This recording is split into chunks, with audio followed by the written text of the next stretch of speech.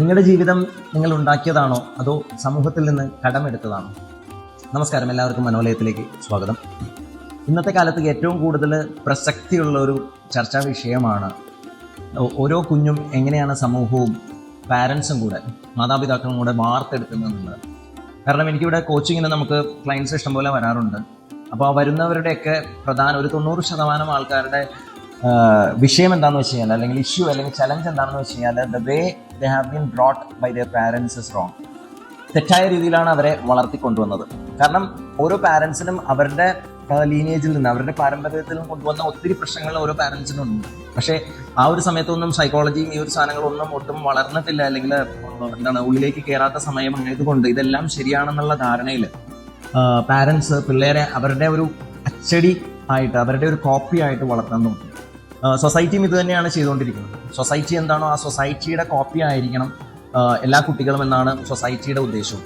അപ്പം അങ്ങനെ ആകുമ്പോൾ സംഭവിക്കുന്നത് വെച്ചാൽ, കുട്ടി ജനിക്കുമ്പോൾ കുട്ടിക്ക് മതമില്ല, ജാതിയില്ല, രാഷ്ട്രീയമില്ല, കുട്ടി വളരെ പ്ലെയിൻ ആണ്, മൈൻഡ് ഇല്ലാതെയാണ് ജനിക്കുന്നത്. പക്ഷേ കുട്ടി മാതാപിതാക്കളെ കണ്ടും മാതാപിതാക്കൾ പറഞ്ഞു കൊടുക്കുന്നു, ഇത് ശരിയാണ് മോനെ, ഇത് തെറ്റാണ് മോനെ, ഇത് നല്ലതാണ്, ഇത് ചീത്തയാണ്, ആണാണെങ്കിൽ കരയരുത്, പെണ്ണാണെങ്കിൽ കാല് ടേബിളിന് മുകളിൽ കയറ്റി വെക്കരുത്, ഇന്ന ഡ്രസ്സ് ഇടരുത്, ഇന്നത് ഇടാൻ പാടില്ല, ഇന്ന പോലെ മുടി വളർത്തണം, ഇന്ന പോലെ മുടി വളർത്താൻ പാടില്ല.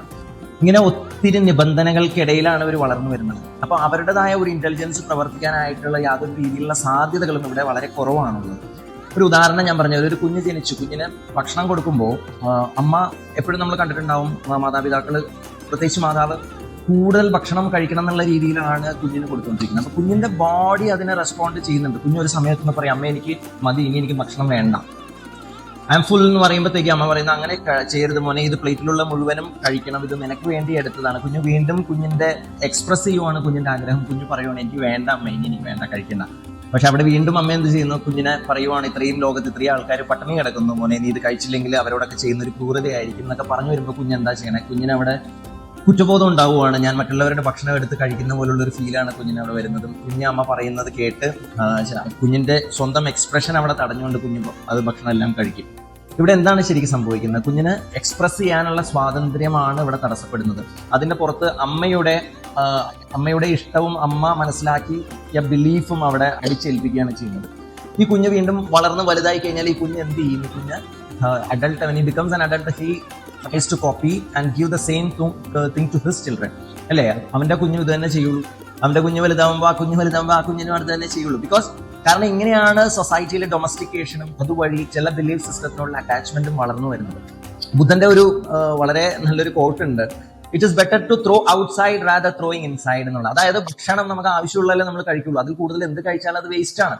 അപ്പൊ പ്ലേറ്റിലുള്ള ഭക്ഷണം അത് അകത്തേക്ക് കളയണോ പുറത്തേക്ക് കളയണോ എന്നുള്ളത് തമ്മിൽ എന്താ വ്യത്യാസം? അകത്തേക്ക് കളയുമ്പോഴുള്ള പ്രശ്നം എന്ന് വെച്ചാൽ, ശരീരം കൂടുതൽ അധ്വാനിച്ച് എനർജി ഉപയോഗിച്ച് ഈ ഭക്ഷണത്തെ ദഹിപ്പിക്കാൻ നിൽക്കണം, എന്നല്ലേ പുറത്തേക്ക് കഴിക്കണല്ലേ. അപ്പൊ ഭക്ഷണം കളയണം എന്നല്ല ഇത് ഉദ്ദേശിക്കുന്നത്. നമ്മൾ എടുക്കുമ്പോൾ തന്നെ ആവശ്യമുള്ളതോ ആവശ്യത്തിൽ കുറഞ്ഞതോ മാത്രമേ എടുക്കാവുള്ളൂ. കഴിച്ചു കഴിഞ്ഞാൽ ആവശ്യം ഉണ്ടെങ്കിൽ വീണ്ടും എടുക്കുക എന്നുള്ളതാണ്.